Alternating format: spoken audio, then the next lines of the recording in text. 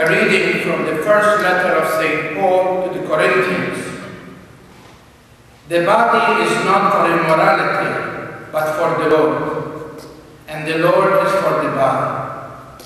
God raised the Lord and will also raise us by his power. Do you not know that your bodies are members of Christ? But whoever is joined to the Lord becomes one in spirit with him.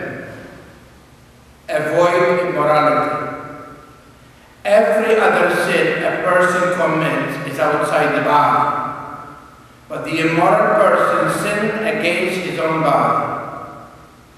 Do you not know that your body is a temple of the Holy Spirit, dwelling within you, whom you have from God, and that you are not your own? For you have been purchased at a price.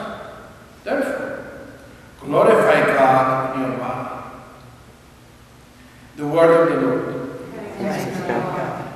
Well, St. Paul is writing to the church of Carmel. As you know, Carmel was a church that he converted, and now he is trying to continue his pastoral approach to them by reaching out to them and remind them of what he himself is hearing.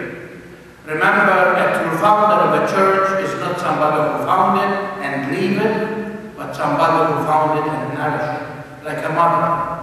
A mother does not give birth to a child, but she also nourishes, and sometimes she even is protective of the child. And St. Paul here is hearing from the priest that he left in charge, Paul, and he is telling him how the hearts of the converts, the hearts of the new Christians are turning and really are going away from the true meaning of their identity. And St. Paul has the urge to write them and remind them that what they are doing is wrong.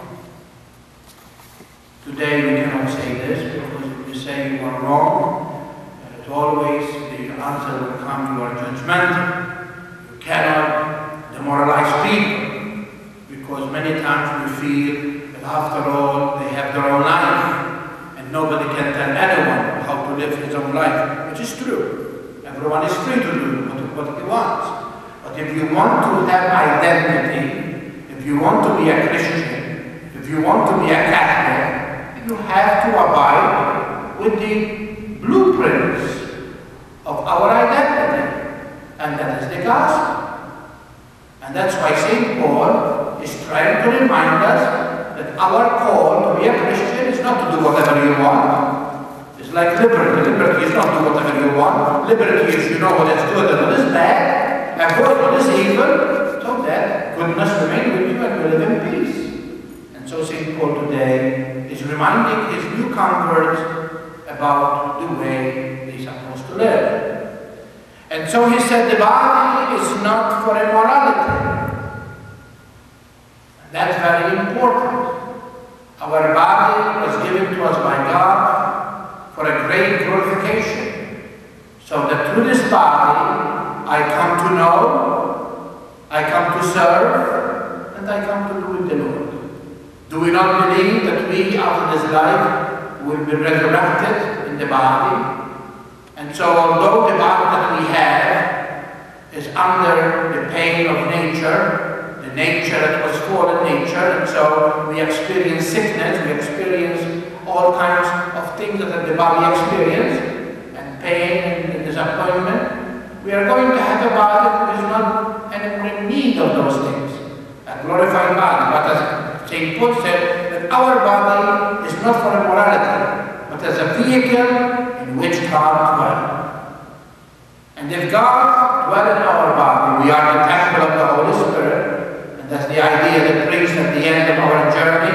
He comes with the incense and incense our body to remind us that that body was a vehicle by which the Holy Spirit dwelled, and also remind us of God's presence among us.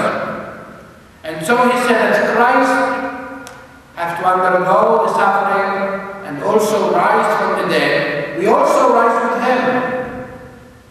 And if we are now risen by Christ, risen with Christ, Christ, we have to live by those things that are not of this world, but of those of the other world. Fix your eyes in heaven, where Christ is at the right hand of the Father. That's what we read on that Sunday of Easter morning. St. Paul reminds us, fix your eyes on Christ, who is at the right hand of the Father, because that is our destination. And then he continues to say, avoid immorality. Avoid everything that really goes against this virtue of chastity. Every sin a person commits is outside the body, but the immoral person sins against his own body. And St. Paul reminds us that we are the temple of the Holy Spirit, and that God dwells in us, and so we are not our own, but we are His. We have been purchased by a price, and that purchase cost Christ dead. That was, we say, the price. The price that Jesus paid for us was the crucifixion. And so all those sins that goes against the flesh are against Christ. And we cannot mention them because we are in church. Anyone who sins against his own flesh, sin against God. And so he said to us, if you have been purchased by a price, glorify God, which is the goal of each Christian, by our own bodies. That is the call that each one has. To praise, to thank, to petition, and to ask God's mercy on what we have done, not pleasing to Him.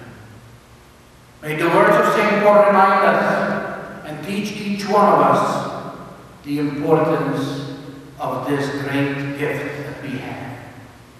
And a lot of sin that goes against the flesh, but St. Paul is specific here, speaking about the sin by which we really offend not only God, but offend one another.